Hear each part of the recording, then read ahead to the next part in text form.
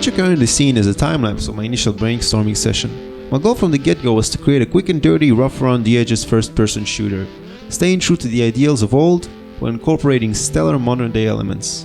During this brain dump, I focused on writing down the gameplay mechanics and elements that I could create with what I knew then. Of course, in the back of my head, I was aware that I need to learn much in terms of programming and game development, specifically within Unity, both in order to create the base mechanics as well as the more novel and engaging gameplay elements I wish to include. Even though I have a substantial amount of game development experience, mainly creating 3D art, I knew that as with everything, things take more time to complete than you at first consider and are significantly tougher to do. Then again, that's where the real fun is and sense of accomplishment, for if it was easy, it would have been virtually pointless. So I decided to start in miniature and work my way up. By that I mean create something that I could play and iterate upon. The mantra I had was that great games aren't made, they're played, and thus my main concern wasn't to create a bible of a design doc and then rewrite 90% mid-production, but start with a rough, concise and to-the-point design spec that I could iterate, improve, and have fun with. After a few hours of back and forth, I settled on this schematic, which in essence outlines the basic mechanics that I felt were crucial to nail down before development was begun in earnest. Once this step was complete, I got the ball rolling and started roughing out the game.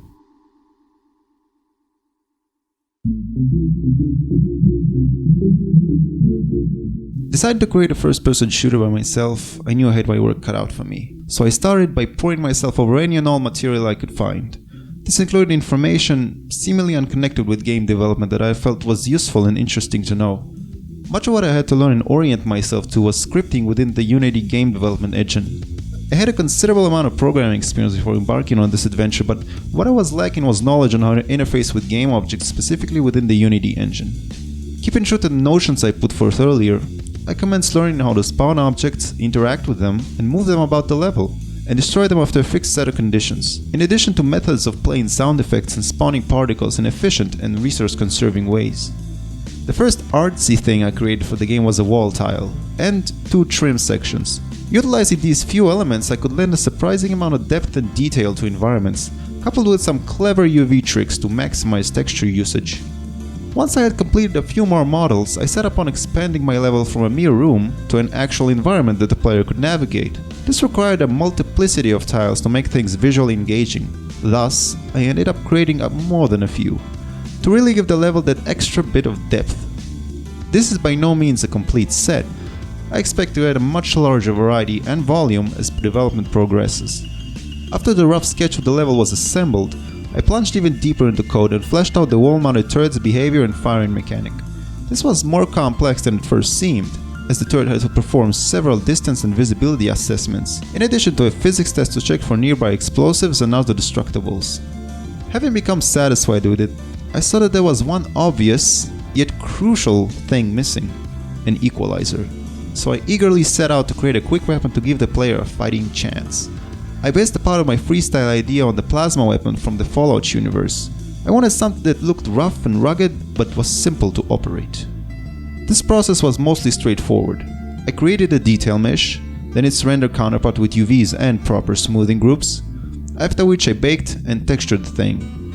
Once I had a weapon and an enemy wrapped up, I plunged even deeper into level design and commenced work on novel prototype areas that the player could visit. During this development cycle, I also focused on making animated objects, explosive canisters, doorways, particle effects, sounds, and a second test enemy. One facet which wasn't given due attention up to this point was audio, itself being a focal point in what makes a game truly legendary. Realizing this, I decided to divert some of my time to creating various pickup sounds, along with a few one-off stings that I could scatter around the level to really enhance the ambience.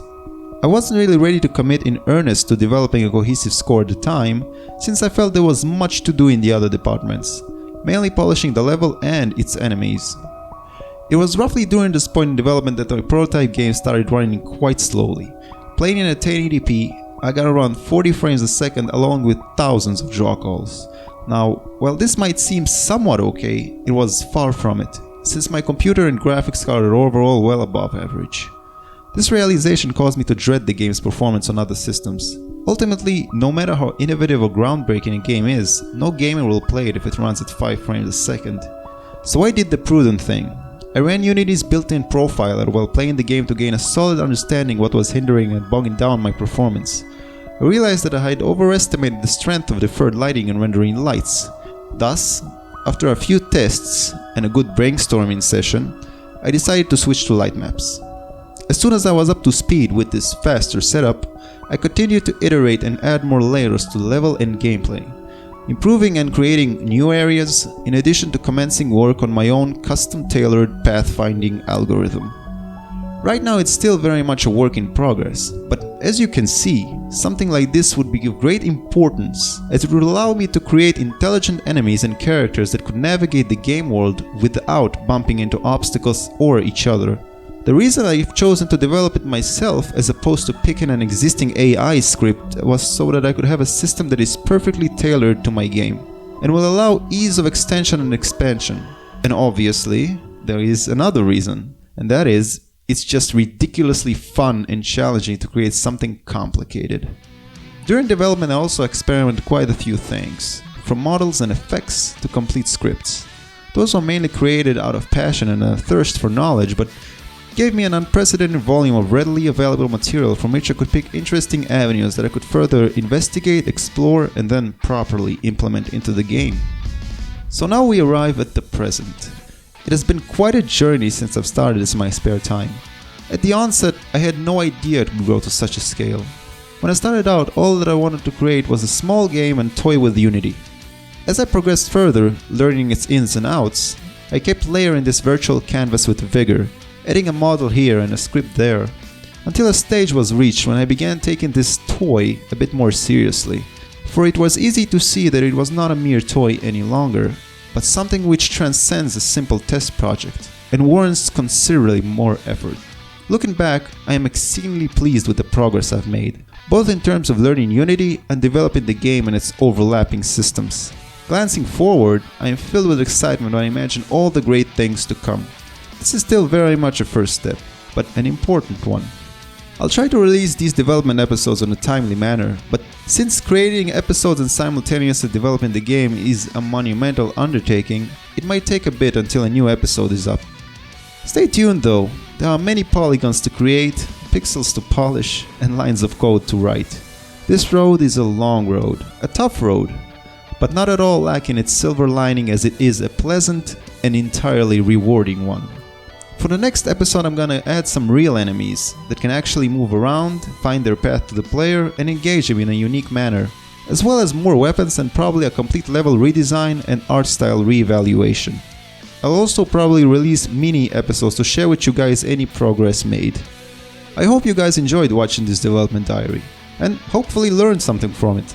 Be sure to drop me a line in the comments section if you have some input to share, or subscribe if you want to see more of these. Thanks guys.